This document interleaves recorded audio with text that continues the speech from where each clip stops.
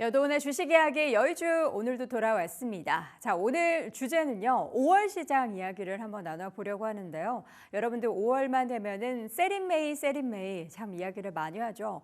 5월에는 증시에서 팔고 떠나라. 그러면 언제 사라는 거냐? 라고 봤을 때는 여름 내내 좀 기다리다가 가을쯤 되면은 찬바람이 싹 불면 그때 다시 한번 시장에 접근하는 게 좋다라는 이야기를 합니다. 사실 근데 세린메이는 미국 시장에서 나온 증시의 그런 패턴을 이야기하는 거고요. 국내 시장에서는 사실 미국과 좀 어느 정도 동조화되는 부분이 있기 때문에 우리도 5월 시장에서 좀 팔고 수익을 좀 챙기고 그다음에 시장을 좀 지켜보다가 가을께 사야 하나라는 생각을 할 텐데요. 그렇다면 우리가 지금 시점에서 정말 5월 시장 이번에도 2025년에도 팔아야 할지 아니면 오히려 이번에는 세린메이가 아니라 바이인메이 시장에서 사야 될 그런 시점인지 만약에 산다면 어떤 종목군을 사야 하는지에 대한 이야기를 풀어볼까 합니다. 자, 먼저 첫 번째 주제를 한번 보도록 하겠습니다. 4월에는 국내 증시가 정말 롤러코스터 장세 추이가 펼쳐졌죠. 그런데 5월에는 점진적인 회복을 전망한다라는 분위기 나오고 있습니다. 코스피 지난 4월의 차트 움직임입니다. 다시 한번 2,521포인트 선까지 기록했었던 지수가 2,400선을 하회하면서 주르륵 미끄러졌습니다. 이유는 여러분들도 잘 아시겠지만 미국 트럼프 대통령의 관세에 관련한 정책이 발표나고 나서죠. 그러나 시장은 단기간에 충격을 겪은 뒤에 다시 한번 V자 반등을 보이면서 2,556선까지 지난 4월 초 고점 대비해서 조금 더 높은 수준까지 올라와 있습니다. 이런 롤러코스터 장세는 이번 달에만 펼쳐진 게 아니고요. 3월부터 계속해서 이어졌죠. 그런 가운데 2,500선에서 4월 9일 2,200포인트 선까지 조정을 받았는데 지금 시점에서 증권가에서는 실적이 탄탄한 업종의 회복 속도가 더 빠를 것이다. 어떻게 보면 교과서적인 이야기를 하고 있습니다. 그 가운데 업종 중에서는 반도체와 조선을 항상 선봉장 자리에 올려두고요. 관련한 수익률에 있어서의 기대감을 가져볼 필요가 있다라는 코멘트들이 나오고 있습니다.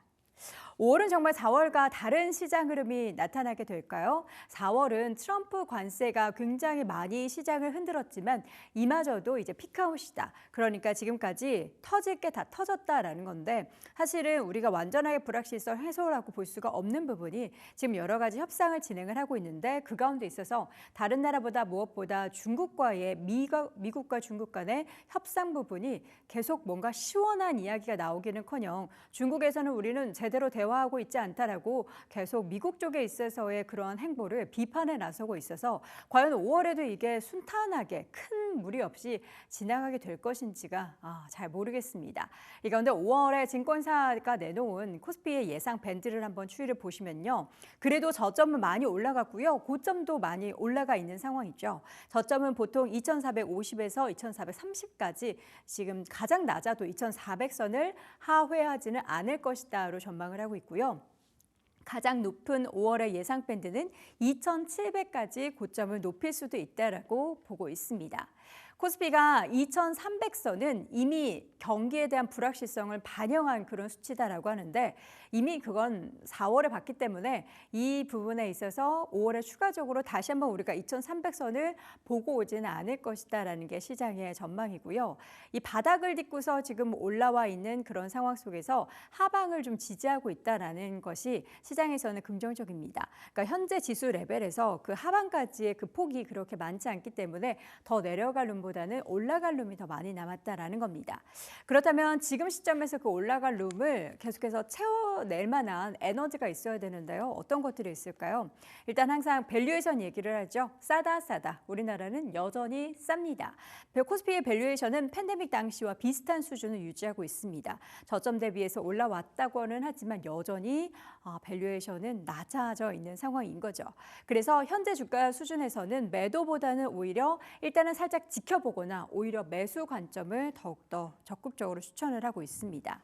물론 지금 상황 속에서는 외국인의 수급이 적극적으로 유입되기는커녕 전체 시장에서 일부 종목이나 섹터에만 유입되는 것도 굉장히 제한적이고 주도주가 부재하다라는 것에 있어서도 우리가 아쉬운 부분은 있고 정태주가 혼돈을 야기시키고 있는 부분도 있긴 하지만 그럼에도 굵직한 섹터, 볼만한 섹터는 여전히 남아있다. 그러한 부분은 실적에서 우리가 그 해답을 찾아볼 수 있겠다라는 겁니다.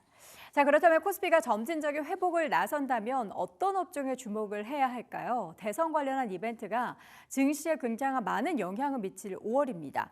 바로 어제만 해도 이재명 후보 관련해서 법적인 부분에 있어서의 또 다른 상황이 펼쳐졌기 때문에 이러한 내용이 과연 이 5월에는 어떻게 반영이 될지도 참 궁금합니다. 경기에 지금 민감하게 반응하면서 낙폭을 확대한 대형주, 지금 시점에서 관심 가져볼 만한 종목군 중에 하나로 꼽히고 있고요. 그리고 추세적인 실적이 계속해서 성장하는, 그러니까 매크로 상황이나 이런 거 상관없이 업황 자체나 기업에 있어서의 수주 실적 그리고 수출 실적까지 더해지고 있는 그런 기업들 꼽고 있고요. 낙폭이 과대된 실적주, 실적은 좋은데 주가가 여전히 싼 종목, 지금 시점에서 지켜볼 만하다라는 분석입니다.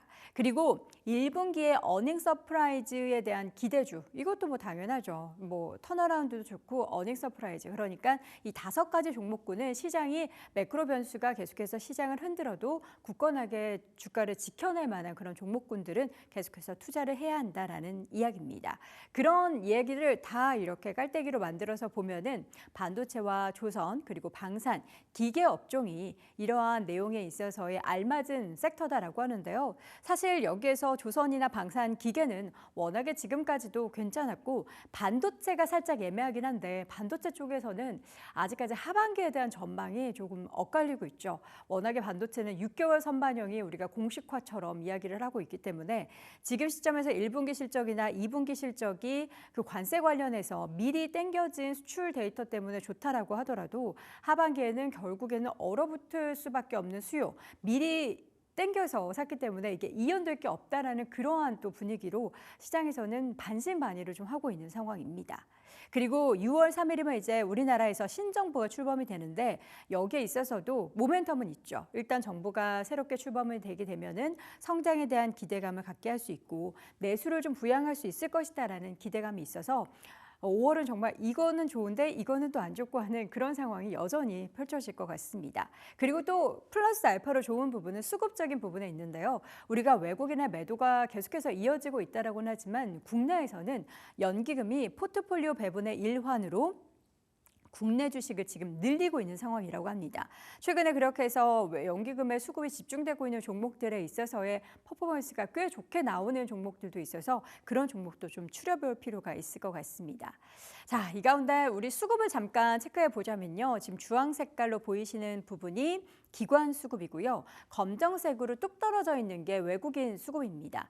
누적 외국인 수급과 기관의 수급이 이렇게 엇갈리고 있는데 언제까지나 외국인이 팔 수만은 없을 텐데 과연 살만한 그런 시장 분위기가 지금 이 시점에서 만들어지고 있는지, 완전하게 불확실성, 우리나라의 정치적인 불확실성이 해소가 되는 6월 시장이나 아니면 그것을 기대하는 수급이 5월 달에 유입되게 될지 외국인의 방향성도 체크해 보실 필요가 있겠습니다.